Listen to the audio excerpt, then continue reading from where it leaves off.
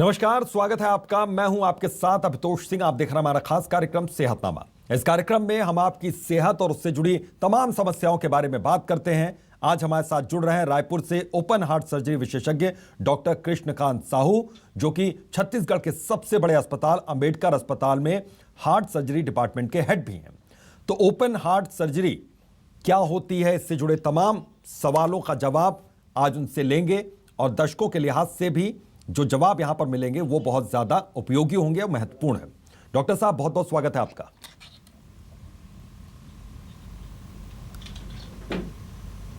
Sir, सबसे पहले आपसे ये समझना चाहेंगे कि आजकल क्या वजह है कि हार्ट डिजीज की बहुत ज्यादा आशंकाएं भी बढ़ी हैं, बहुत ज्यादा ऐसे मामले भी सामने आए।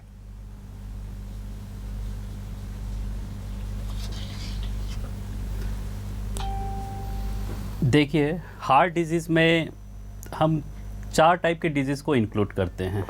जनरली लोग हार्ट डिजीज़ का मतलब ये समझते हैं कि बिल्कुल हार्ट अटैक आ गया है।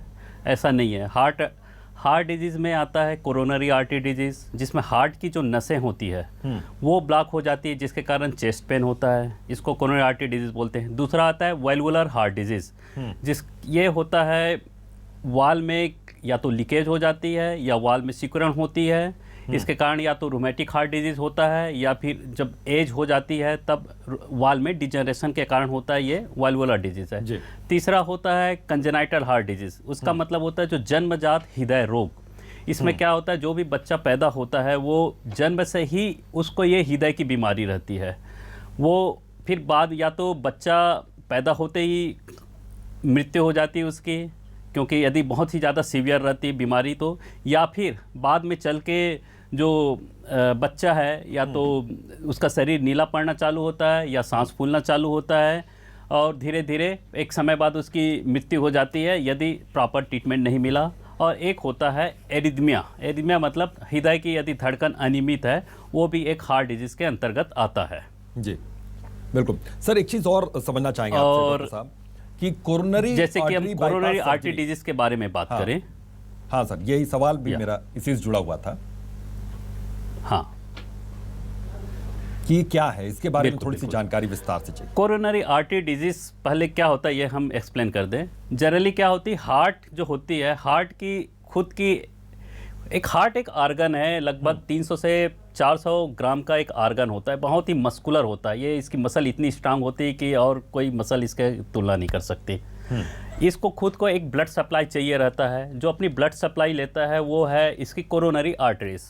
लेफ्ट राइट 3 मेन आर्टरीज होते हैं। इसी के थ्रू हार्ट ब्लड लेता है और अपना न्यूट्रिएंट्स रिसीव करता है। किसी भी कारण से यदि इन नसों में ब्लॉकेज आता है तो चेस्ट में पेन होना चालू हो जाता है, क्योंकि हार्ट को एक जितना ब्लड चाहिए एक निश्चित मात्रा में, वो ब्लड यदि हार्ट को नहीं मिली तो हार्ट में एक न्यूरो ट्रांसमीटर प्रोड्यूस होता है जो कि चेस्ट पेन कराता है और ये सिग्नल देता है कि आपको चेस्ट पेन हो रहा है, आपको हार्ट में ब्लड की कमी है, आपको कुछ करना है। यदि ये ब्लॉकेज बहुत ही ज़्यादा हो तो ये हार्ट अटैक आ जाता है। हार्ट अटैक में क्या होता है कि सीवियर चेस्ट पेन, मसल धीरे धीरे कमज़ोर होना चालू हो जाता है। धीरे धीरे कमज़ोर होने के बाद मसल में एक समय बाद मायोकार्डियल इंफार्क्शन बोलते हैं, मसल डेड होना चालू हो जाता है। और कई बार ऐसे केस में मसल के अंदर जो मायोकार्डियम बोलते हैं उसके अंदर छेद हो जाती है। तो ऐसे समय में व्यक्ति नहीं बच पाता। और एक होता है कार्डियक अरेस्ट, उसमें होता है कि हार्ट बिल्कुल बंद हो जाता है। ये होती है कोरोनरी आर्टरी डिजीज़ की लेवल। जी। अब ये क्यों होता है, ये जनरली क्या होता है, किसी भी कारण से कोरोनरी आर्टरी में ब्लॉकेज जनरली हिंदुस्तान में, भारत में और जो साउथ एशिया है, साउथ ईस्ट एशिया, इसमें सबसे ज़्यादा कोरोनरी आर्टरी डिजीज़ के मामले आते हैं। उसका मेन कारण है कि यहाँ की जो जेनेटिक डिजनरेशन बोलते हैं, जेनेटिक डिजनरेशन। और यहाँ के लोगों की जो खान पान है इंडिया में खासकर थोड़ा सा स्पाइसी है, सैचुरेटेड फैटी एसिड लेते हैं, घी डालडा और वो समोसा जो जंक फूड है वो ज़्यादा लेते हैं। तीसरा, स्मोकिंग बहुत ज़्यादा है यहाँ पे इंडिया में। तो टोबैको, खासकर गुड़ाखू, अपने छत्तीसगढ़ एरिया में गुड़ाखू बहुत ज़्यादा चलता है। इवन महिलाएं भी इनसे अछूती नहीं है इस बीमारी से। और ये बिल्कुल यहाँ पे डायबिटीज़ में बिल्कुल ध्यान नहीं जाता। शुगर कितना है किसी को मतलब नहीं, खासकर रूरल एरिया के बारे में बात कर रहा हूँ। कोई कंट्रोल नहीं होता है डायबिटीज़ में। डायबिटीज़ बहुत बड़ा किलर है हार्ट का। और साथ में ये है कि यहाँ पे लोगों की सेडेंट्री लाइफ बढ़ गई, मतलब बैठे बैठे काम करने की आदत बढ़ गई। ये सब चीज़ें हैं जो हार्ट के नसों को ब्लॉक करता है।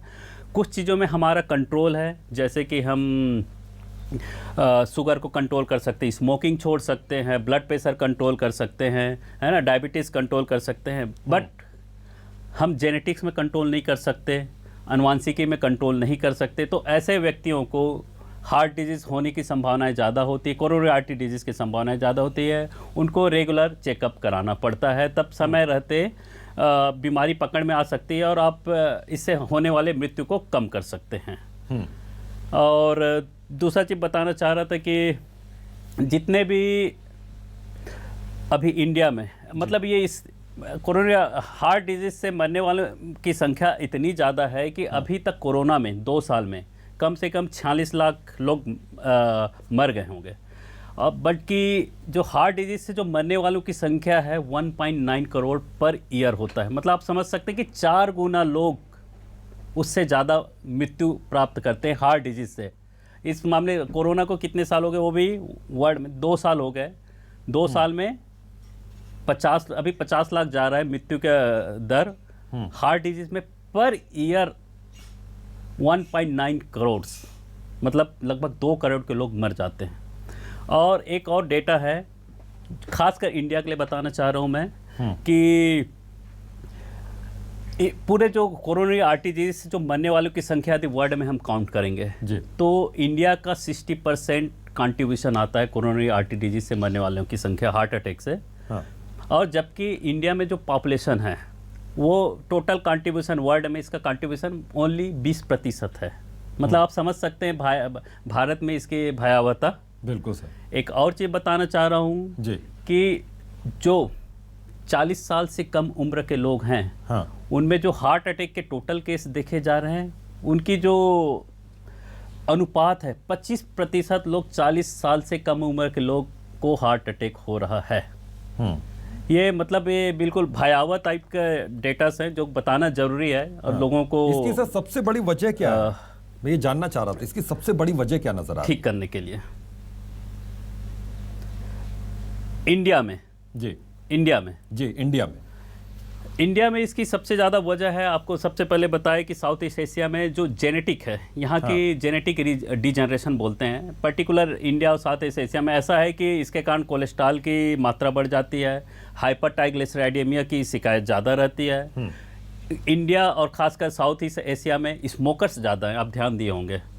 पाकिस्तान, बांग्लादेश और इंडिया, ये स्मोकर्स ज़्यादा हैं, टोबैको ज़्यादा है। हमारे छत्तीसगढ़ में गुड़ाखू वाले बहुत ज़्यादा हैं, फीमेल्स स्पेशली। और ये इंडिया में सबसे ज़्यादा डायबिटिक्स लोग रहते हैं। वर्ल्ड में यदि आप देखेंगे ना तो सबसे ज़्यादा प्रोपोर्शन डायबिटीज़ पेशेंट के इंडिया में है। ये सबसे बड़े कारण है। और यहाँ पे आजकल जंक फूड मिलना आसान हो गया। लोग पहले गाँव के लोग को मिलता नहीं था, अब तो ये भी आसान हो गया ना जंक फूड मिलना। ये और सबसे बड़ा कारण है। बिल्कुल, यानी कि इनको आप इन चीज़ों को छोड़ें, इससे दूरी बनाएं और आप का जो हार्ट है, आपका जो दिल है, उसको आप स्वस्थ रख सकते हैं। सर, आपसे ये समझना चाहेंगे कि खान पान में किन चीज़ों को शामिल किया जाए, बिल्कुल, ताकि हम अपने हार्ट को, अपने दिल को हम स्वस्थ रखें, हेल्दी रख पाएं।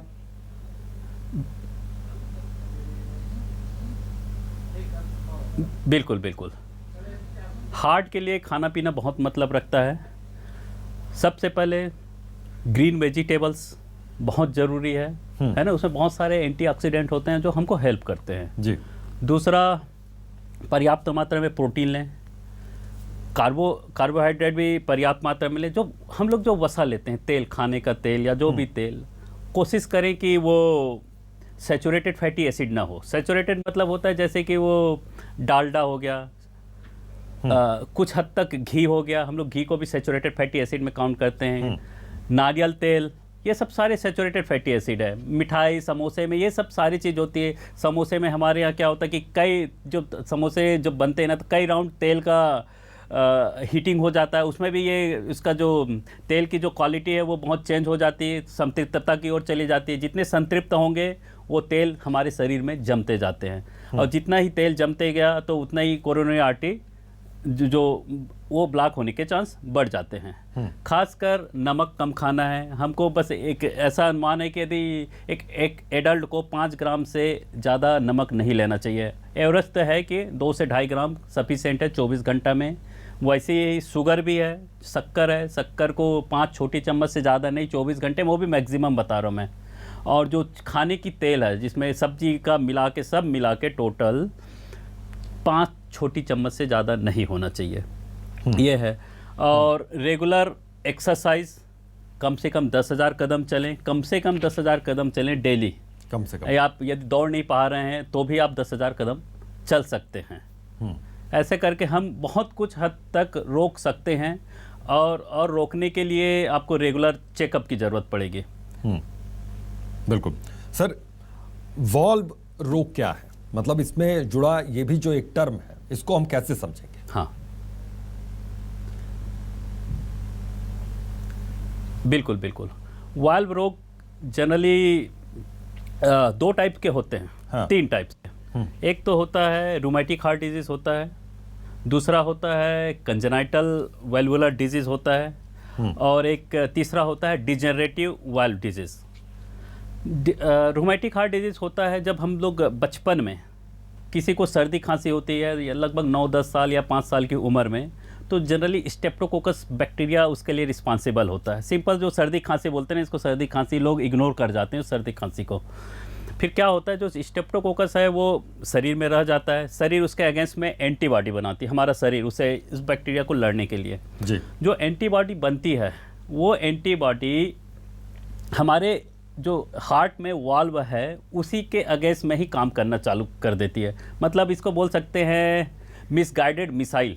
वो एंटीबॉडी बना था बैक्टीरिया को मारने के लिए, लेकिन वो एंटीबॉडी हमारे हार्ट के वाल्व को ही डैमेज करना चालू हो गया। तो इसका असर धीरे धीरे चालू होता है और एक 15 से 20 साल में परिलक्षित होता है इसके लक्षण। जब वाल्व बीमारी होती तो जनरली लोगों को सबसे पहले थकान आना चालू हो जाता है, अचानक धकधकाहट चालू हो जाती है, अनियमित हो जाती धड़कन। हाँ। और फिर धीरे धीरे या तो हार्ट जब फेल होना चालू होता है तो पैरों में सूजन, पेट में सूजन आना चालू हो जाता है। ये होता है रूमेटिक हार्ट डिजीज़। और हमारे इंडिया में, खासकर नॉर्थ इंडिया में, सेंट्रल इंडिया और नॉर्थ इंडिया, इसको रूमेटिक जोन कहा जाता है। खासकर छत्तीसगढ़, मध्य प्रदेश, झारखंड, बिहार, यूपी, राजस्थान, हरियाणा, दिल्ली, ये पूरे रूमेटिक जोन, यहाँ पे रूमेटिक हार्ट डिजीज़ के बहुत अधिक पेशेंट मिलेंगे। उसी प्रकार साउथ में रूमेटिक डिजीज़ बहुत कम है, वहाँ पे साउथ में कोरोनरी आर्टरी डिजीज़ ज़्यादा है।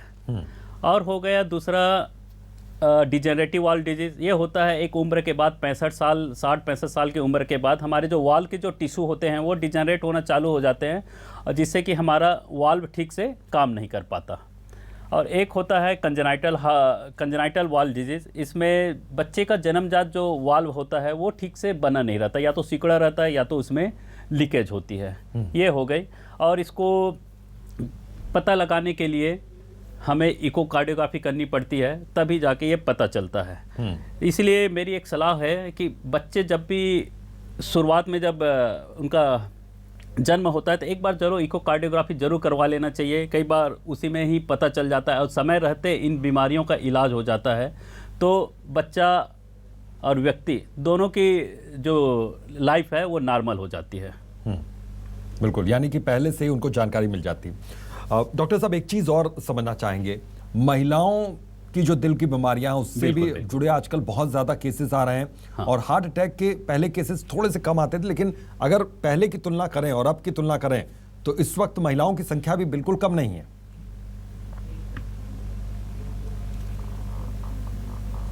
बिल्कुल बिल्कुल बिल्कुल। पहले ऐसा माना जाता था कि जो कोरोनरी आर्टरी डिजीज़ है, हार्ट अटैक है, वो पुरुषों की बीमारी है, और वो भी 60 साल से अधिक वाले पुरुषों की। बिल्कुल। अब ऐसा हो गया कि अब 40 साल के से भी कम लोगों को हार्ट अटैक हो रहा है ना। उसमें पहले महिलाएं का इंक्लूजन ज़्यादा नहीं था। हाँ। अब ऐसा है कि पहले 10 में से हार्ट अटैक केस में से 2.5 महिलाएं आती थी। अब ऐसा हो गया कि 3.5 से 4, 10 में से 3.5 से 4 महिलाएं हार्ट अटैक होती है। इसके 2 कारण हो गए हैं। पहला तो हमारी जो डायग्नोस्टिक प्रोसीजर है और डायग्नोस्टिक सेंटर है वो बढ़ गए हैं, इसलिए हम बीमारी को जल्दी पकड़ लेते हैं। दूसरा, महिलाओं में जो चेस्ट पेन होता है वो पुरुषों के जैसा नहीं रहता, बिल्कुल एटिपिकल होता है। जैसे कि पुरुषों में होता है एकदम सीवियर चेस्ट पेन होता है, यहाँ पे सीवियर चेस्ट पेन और अनइजीनेस, पसीना आना, लेफ्ट आर्म, ये बाएं हाथ में दर्द होना, ये टिपिकल चेस्ट पेन कहलाता है हार्ट का।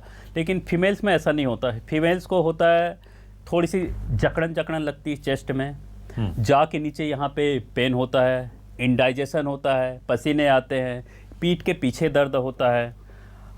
यही सब कारण है कि उन लोग इग्नोर कर जाते हैं, उनको लगता है कि ये इंडाइजेशन के कारण है, इंडाइजेशन के कारण है। ये करके धीरे धीरे समय निकल जाता है और तब तक काफ़ी लेट हो चुके रहता है हार्ट अटैक का। तो हमारे हार्ट अटैक में ऐसा है कि आप जितने जल्दी आप डायग्नोसिस कर पाएँ, जितने जल्दी आप ट्रीटमेंट लेंगे, जितने जल्दी आप गोल्डन पीरियड में आप हॉस्पिटल पहुँचे, उतना ही जल्दी आपको फ़ायदा होगा। इसीलिए ये माना अभी, मतलब एक रिसर्च है, बहुत सारे डेटास हैं कि जो महिलाओं को जो कोरोनरी आर्टरी डिजीज़ होती है, हार्ट अटैक होती है, उसमें इसकी फैटेलिटी और लिथैलिटी, मतलब मरने का प्रोपोर्शन पुरुषों से ज़्यादा है।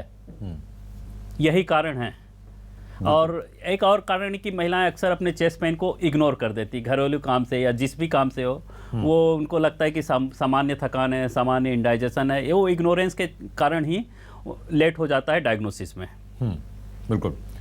एक चीज़ और समझना चाहूँगा डॉक्टर साहब यहाँ पे कि इसको जेनेटिकली जोड़कर देखा जा सकता है कि अगर किसी को, बाप दादा को किसी को कभी हार्ट अटैक आया हो, तो क्या आने वाली जो पीढ़ियां हैं उनको भी दिल को लेकर अपने सजग रहना चाहिए, हार्ट को लेकर थोड़ा सा सजग रहना चाहिए, पहले से अलर्ट मोड पे रहना चाहिए? बिल्कुल बिल्कुल बिल्कुल बिल्कुल। जिनकी फैमिली में हिस्ट्री है हार्ट अटैक की, उनको बिल्कुल सजग होना चाहिए। उसका कारण कुछ भी हो सकता है, या तो फैमिलियल हाइपर ट्राइग्लिसराइडेमिया हो, हाइपर कोलेस्टेमिया हो, या शुगर हो जिस फैमिली में, उस फैमिली में हमेशा चांसेस ज़्यादा होते हैं हार्ट अटैक के। इसलिए उस फैमिली को रेगुलर चेक कराते रहना चाहिए।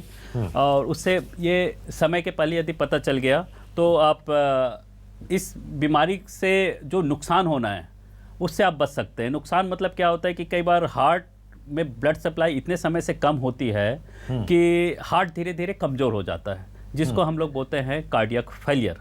अब एक बार मरीज को कार्डियक फेलियर हो गया, उसके बाद आप एंजियोप्लास्टी या फिर बाईपास सर्जरी करेंगे तो बहुत ही कम चांस होते हैं कि उनका हार्ट का जो पंपिंग एक्शन है वो इम्प्रूव हो पाए। फिर उसकी पूरी लाइफ टाइम कार्डियक फेलियर में गुजर जाता है, हमेशा थकान रहेगा, हमेशा पैरों में सूजन रहेगा और उनकी लाइफ एक्सपेक्टेंसी सामान्य लोगों से कम हो जाती है। इसीलिए इस बीमारी में समय में डायग्नोसिस होना बहुत मतलब रखता है। बिल्कुल।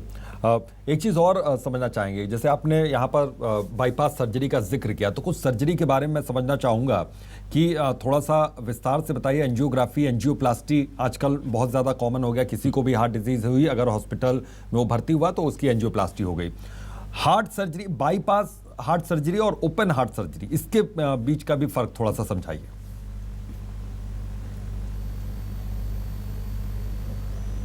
बिल्कुल बिल्कुल। जनरली क्या होता है कि हार्ट अटैक होता है किसी भी व्यक्ति को, तो सबसे पहले वो इमरजेंसी में जाता है। इमरजेंसी में ईसीजी लिया जाता है और कुछ एंजाइम टेस्ट होते हैं कंफर्म करने के लिए, ट्रॉप टी, ट्रॉप आई। फिर उसके बाद फिर जब लगता है कि ये कंफर्म है, या फिर ये लगता है कि कई बार क्या होता है कि नॉन एसटी एलिवेशन ईसीजी आता है, लेकिन पूरा आपको सस्पिशन है कि इसको हार्ट अटैक ही है, हार्ट के नसों में ब्लॉक है, तो फिर एंजियोग्राफी करते हैं। एंजियोग्राफी में पता चलता है कि आपकी हार्ट की नस कितनी ब्लॉक है। फिर उसके बाद पता चलता है कि यदि बाय द वे हार्ट की नसों में 3 मेन नसें होती है हमारी हार्ट की, एक लेफ्ट साइड का होता है, एक राइट साइड का होता है। लेफ्ट साइड में दो पार्ट में डिवाइड हो जाता है, लेफ्ट एंटेरियर डिसेंडिंग एलएडी बोलते हैं एक को, LCX बोलते हैं, और राइट को राइट कोरोनरी आर्टरी। ये 3 मेन सिस्टम है। तो आप हमेशा सुने होंगे कि triple vessel disease, double vessel disease, single vessel disease, इसी वेसल पे ही डिपेंड करता है कि आपको कितनी बीमारी है।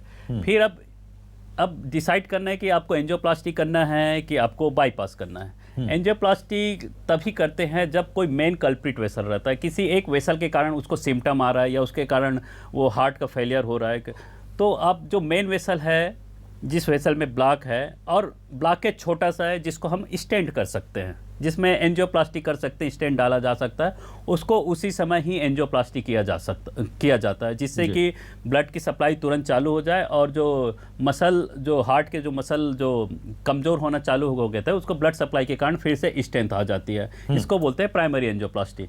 फिर कई बार क्या होता है कि आपने इमरजेंसी में एंजियोप्लास्टी कर दी जो मेन वेसल था। कई बार ऐसा होता है कि खासकर डायबिटिक्स में और स्मोकर्स में जो वेसल्स होती है वो डिफ्यूजली डिजीज़ होती है, एक जगह ब्लॉक ना होके पूरी लेंथ में कंप्लीट ब्लॉक होती है। उस कंडीशन में एंजियोप्लास्टी करना असंभव रहता है। ऐसे कंडीशन में मरीजों की बाईपास सर्जरी की जाती है। अब बाईपास सर्जरी क्या होता है, जनरली क्या होता है कि हम लोग बाईपास मतलब आप एक सिंपल सा एक टर्म है बाईपास। बिल्कुल, जैसे कि शहरों में एक बाईपास रोड होता है। शहर मतलब एक कंजस्टेड एरिया है, कहीं से जो मेन रोड आती है, कहीं से हाईवे वगैरह आती है, तो हम लोग शहर से उस रोड को बाहर कर देते हैं, बाहर उसको शहर से बाहर निकाल के मेन रोड पे मिला देते हैं। सेम उसी टाइप का ही बाईपास सर्जरी में जहाँ पे ब्लॉकेज होता है नस में, उस ब्लॉकेज से दूर एक ग्राफ्ट लगाते हैं। उस ग्राफ्ट से ब्लड की सप्लाई फिर से चालू हो जाती है, जिससे कि जो ब्लॉकेज वाला एरिया है वो अब मतलब ब्लड को रोकने में अक्षम रहता है और जो ब्लड है वो पर्याप्त मात्रा में हार्ट को मिलना चालू हो जाता है। लोगों को कई बार कन्फ्यूजन होता है कि ओपन हार्ट सर्जरी है कि बाईपास सर्जरी क्या होती है। जनरली हम लोग बाईपास सर्जरी में क्या करते हैं कि जो हमारी जो एक स्टर्नम होता है, ये स्टर्नम बोलते हैं इसको, इसके नीचे दो आर्टरीज जाती है जिसको बोलते हैं इंटरनल मेमोरी आर्टरी। एक होती है लेफ्ट, एक होती है राइट। हम और पैर की जो वेन होती है और हाँ खासकर रेडियल आर्टरी आजकल, उस आर्टरी को हम लोग किसमें हार्ट में जो जिस आर्टरी में ब्लॉकेज है उसमें हम लोग कनेक्ट कर देते हैं। उसे कनेक्ट करने से जहाँ पे ब्लड सप्लाई फिर से रीस्टार्ट हो जाता है, उसको हम लोग बाईपास बोलते हैं। जिसमें कि हम लोग पैर की नसों का भी उपयोग करते हैं, मरीज के ही पैर का, जिसको वेन बोलते हैं, सेफेनस वेन ग्राफ्ट बोलते हैं जी। और होता है, ये हो गई बाईपास सर्जरी। दूसरा होता है open heart surgery. Open heart मतलब पुराने समय का एक टर्म होता था। ओपन हार्ट मतलब आपने चेस्ट को ओपन किया, वो ओपन हार्ट है। जनरली मैं इसको इंक्लूड करता हूँ। जैसे ओपन हार्ट करते हैं हम लोग, वाल्व सर्जरी करते हैं, तो हमको हार्ट को बंद करके एक स्पेशली हार्ट एक मशीन आती है जिसको बोलते हैं हार्ट लंग मशीन। क्योंकि हम हार्ट को यदि बंद करते हैं और लंग को बंद करते हैं तो शरीर को सुचारू रूप से काम करने के लिए उसको ऑक्सीजन और ब्लड का पंप होना जरूरी होता है। लेकिन हम हार्ट के चेंबर को खोलते हैं तो ये काम हार्ट उस समय नहीं कर पाता, इसलिए हम उसको एक आर्टिफिशियल मशीन में रखते हैं जिसको बोलते हैं हार्ट लंग मशीन। तो हम एक एक चेंबर को खोलते हैं हार्ट के वाल्व बदलने के लिए या भी किसी भी प्रोसीजर के लिए, इसलिए इसको ओपन हार्ट सर्जरी कहा जाता है। Bypass surgery, open heart surgery, बिल्कुल ये चीज़ है। बिल्कुल। अब सर्जरी को लेकर जो जहन में कुछ सवाल होंगे दर्शकों को, जाहिर है कि उनका जवाब भी यहाँ पर मिल गया। अपना कीमती वक्त देने के लिए डॉक्टर साहब आपका बहुत बहुत शुक्रिया, और उम्मीद करते हैं कि हार्ट से जुड़ी तमाम जो संदेह रहे होंगे दर्शकों के जहन में, तमाम सवाल रहे होंगे, उन सवालों का जवाब आज सेहतनामा के जरिए, आज आपके जरिए मिला है। तो आज सेहतनामा में आज के लिए बस इतना ही। देखते रहिए न्यूज़ 24 मध्य प्रदेश छत्तीसगढ़। नमस्कार।